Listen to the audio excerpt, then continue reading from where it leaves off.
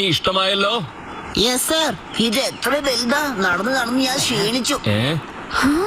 അല്ല, എന്റെ സുന്ദരിയായ ടീച്ചർ എവിടെയാ സാറേ? Hello pink uncle. എന്ത് പിങ്ക് അങ്കിളോ?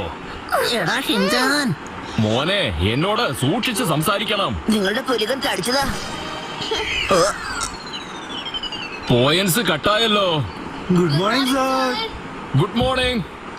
ഇവരെല്ലാം നല്ല സ്റ്റുഡൻസ് ആണ്, പക്ഷേ മറ്റുള്ള സ്കൂളുകളിലെ റൂൾസ് ബ്രേക്ക് ചെയ്യാനോ മോശമായിട്ട് ബിഹേവ് ചെയ്യാനോ പാടില്ല. ഹേയ്, എന്നാ നോക്കി നടന്നൂടെ? അതെ, എനിക്ക് നിന്നോട് അത് തന്നെ പറയാം. ആരാ നിന്റെ വിചാരം?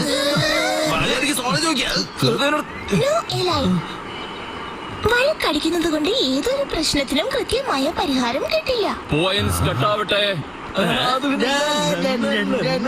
ഇങ്ങനെയാണ് വഴക്കുകളൊക്കെ കുറയുന്നതും സ്കൂളിൽ നല്ല അന്തരീക്ഷം ഉണ്ടാവുന്നതും.